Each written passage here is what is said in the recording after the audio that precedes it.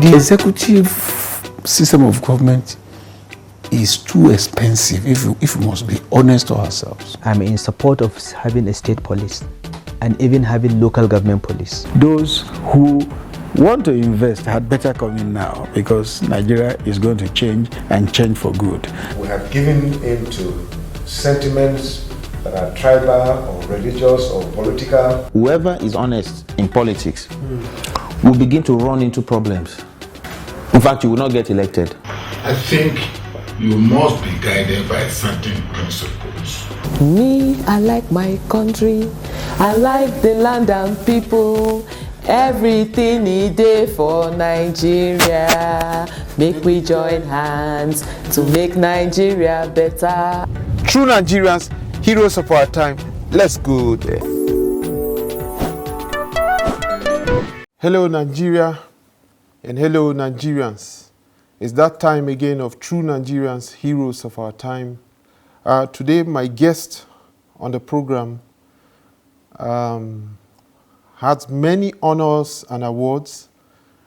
This includes First Service Star, Meritorious Service Star, Distinguished Service Star, Grand Service Star, Pass Star Cross Dagger, Field Commander Medal, Training Support Medal, United Nations for Angolan Verification Medal 2. My guest on the program is the former Chief of Army Staff and currently the Nigerian Ambassador to the Republic of Benin, Lieutenant General Tukur Yusuf BURATAI. Thank you very much, sir. Yeah, thank you. Thank you very much, sir. Thank you. Thank you. Okay, we have a traditional question, which is, how, in your own opinion, would you define a true Nigerian? Well, thank you, Zaki Aze, for having me on this program. Very popular program. Thank you, sir. I started watching you a long time ago. And I've always admired the way you make your presentations, the way you ask very relevant, topical, and of course true patriotic questions to your guest. And it's an honor for me to be here and to be regarded as one of the true Nigerians. Yes. And I say I'm proud to be on this program, and I'm happy with you, with your progress, that you have taken this program, very far and wide, and it's very popular. Thank you, sir. So to your question, who is a true Nigerian? I see that true Nigerian first and foremost is that gentleman or a lady who is a patriot. I say it's a patriot, someone who is patriotic, who loves our country, Nigeria, who can defend it under whatever circumstance, and he sees it as the only country that he has. It's no longer news that we have a lot of, every day we hear on the news how a lot of Nigerian youths who are migrating, who are migrating to other countries. Sometimes we hear of ship capsized and they lost a lot of their lives.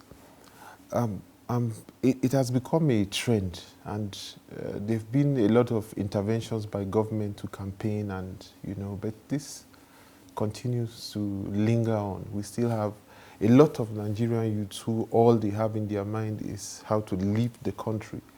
How do you think we can put an end to that? I can, categorize these things into two major causes. One is self-inflicted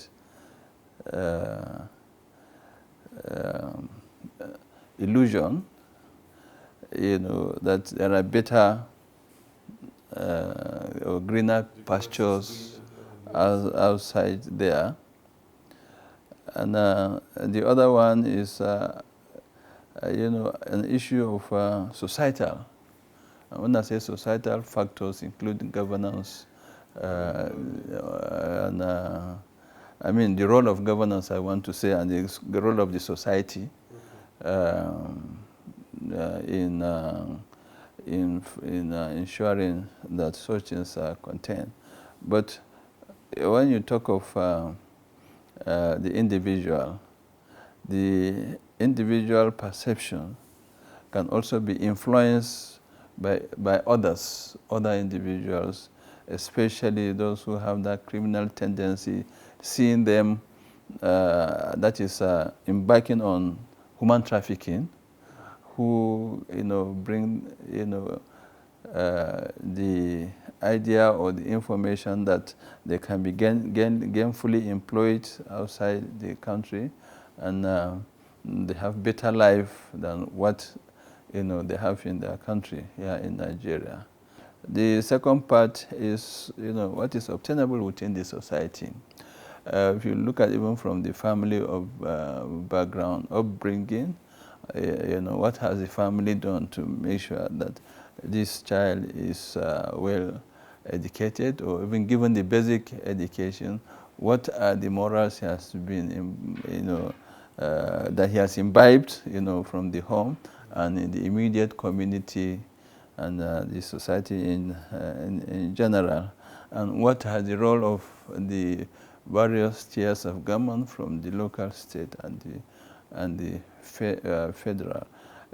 So if everybody plays his role, providing the employment, providing the schools, Medicare, and so on, I think a lot of these things could be discouraged. But it must be complemented by the efforts of individuals in the society. I've always said that the resources that abound in our country is so enormous. In the next 100 or 200 or even 1,000 years, we cannot finish the resources in our country. But the unfortunate thing is that we've not been able to tap those resources sufficiently, and manage it sufficiently, as a society, to get it right. So that is a problem. And the more we look more inward, I think the better for our society. In terms of managing our resources, what would you attribute that fault to? Well, we don't attribute faults just like that.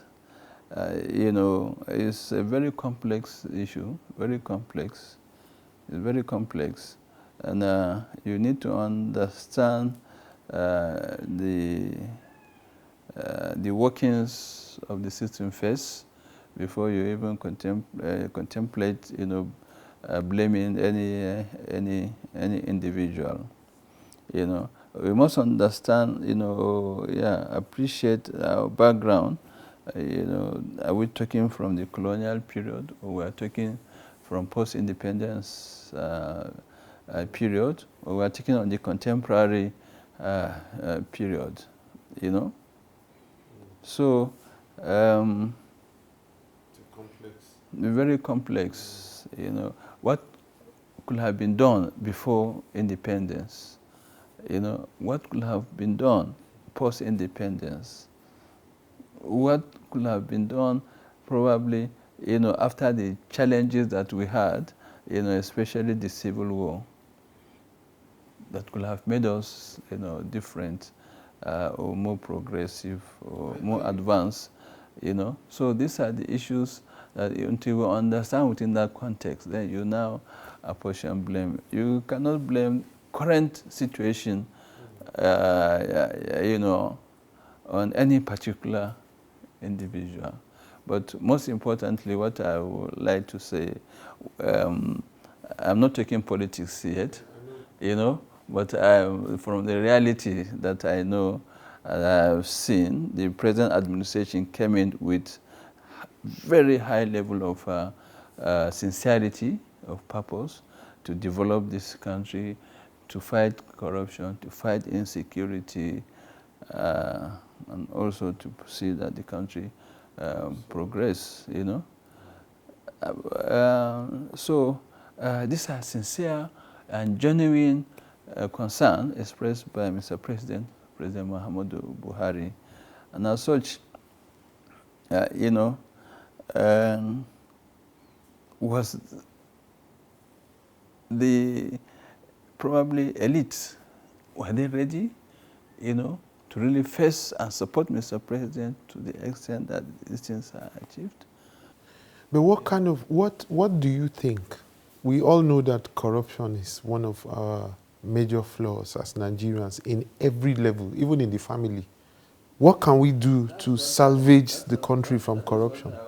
Arriving at, when you ask the question of the trafficking and all those migration, you know, you must address it at the bottom, in the society, you know, from the family itself, you know, and the society, you know, the community, the immediate community, then the larger society, and then it goes, you know. And you know, there are certain big terms, you know, when you use it, but many people probably may not understand. But the point is that there should be a complete reorientation, you know, complete societal reorientation on the way things are done, you know. Luckily, government realized this factor or this issue. That's why National Orientation Agency was established, you know. And I think that agency needs to do more.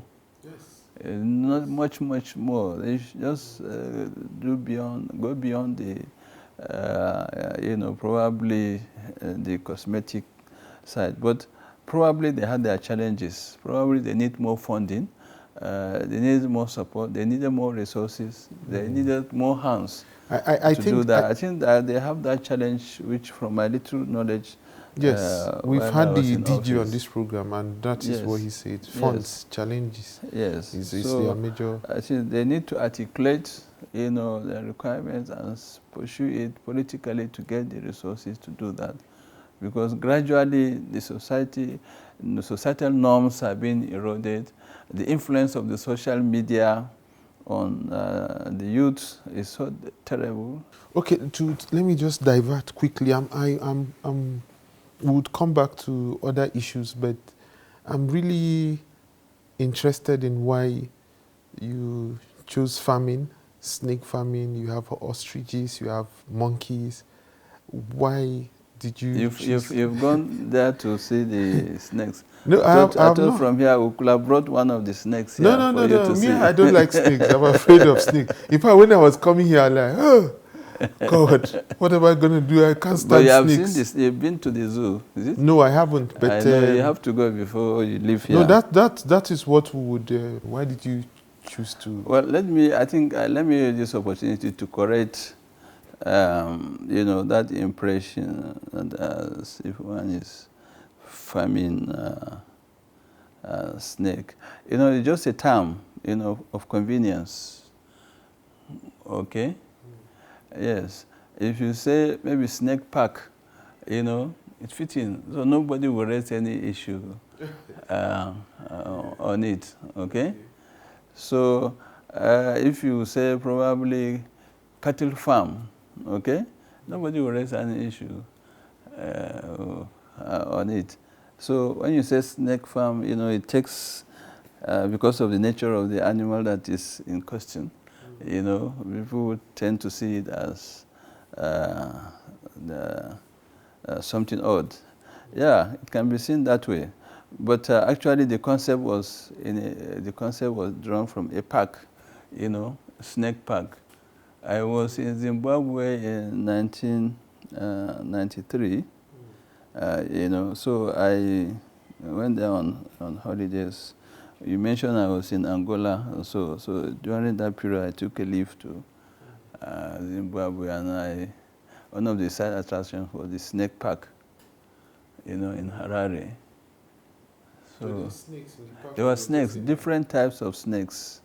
Different types of snakes. If you check one of the pictures on my Facebook page, you see that was the first time it was at the park that I held that snake.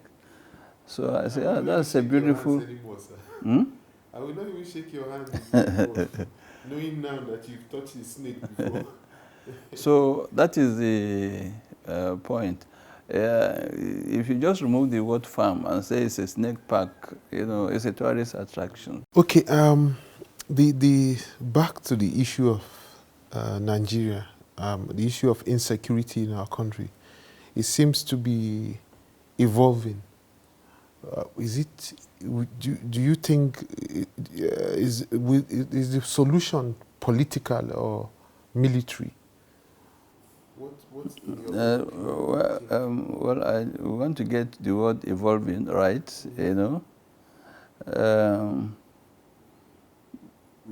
you see, counterterrorism is a very new, phenomenon, in our country, in terms of the experience.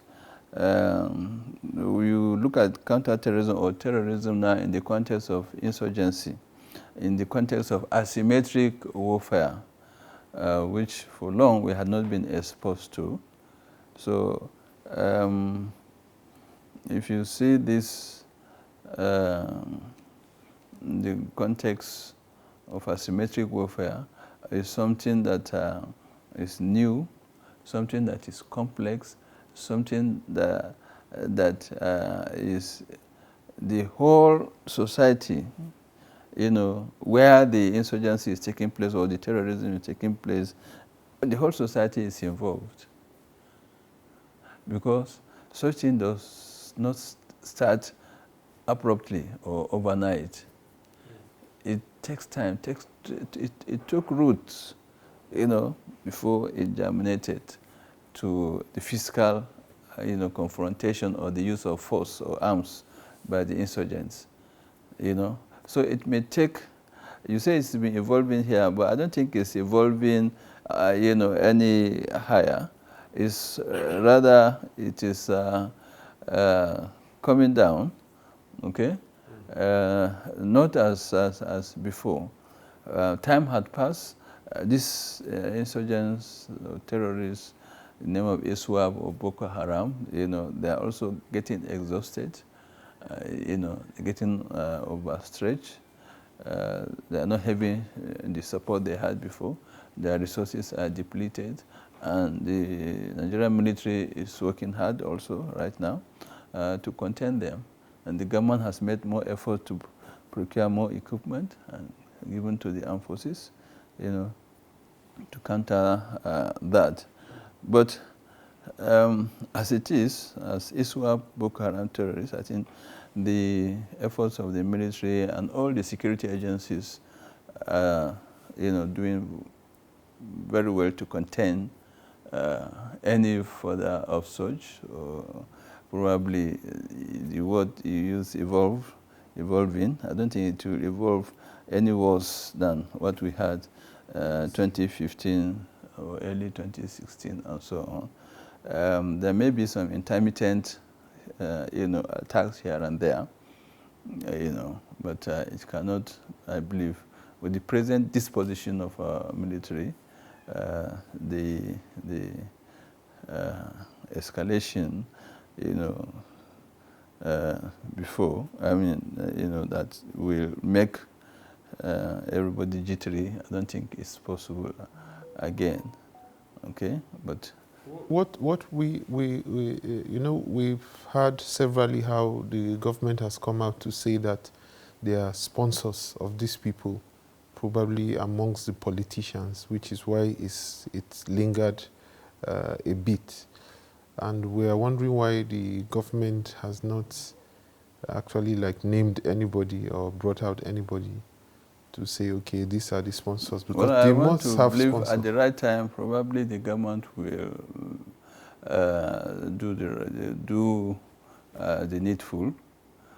As I told you, it's a complex, it's very complicated, this insurgency. I said the whole of the society is involved.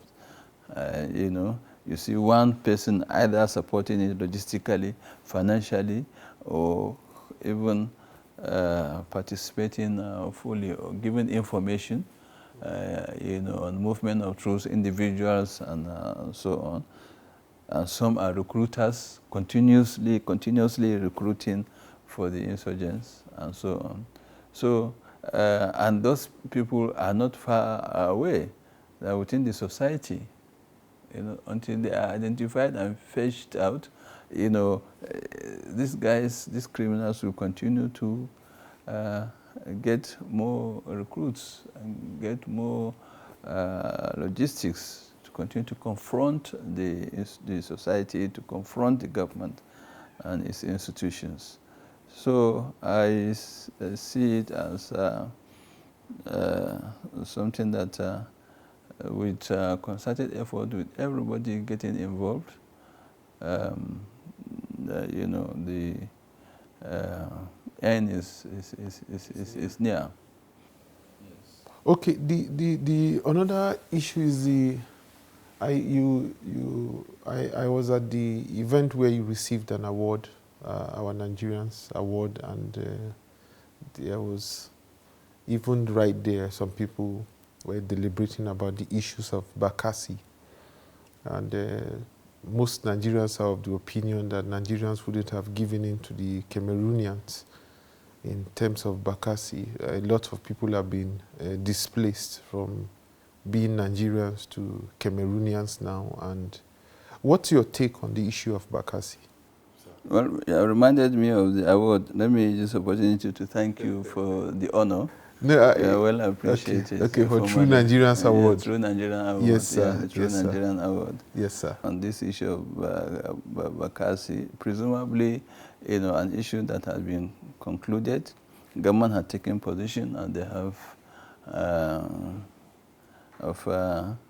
you know, seeded those that had been seeded, and then taken some part to Nigeria, those that were seeded to Nigeria, you know.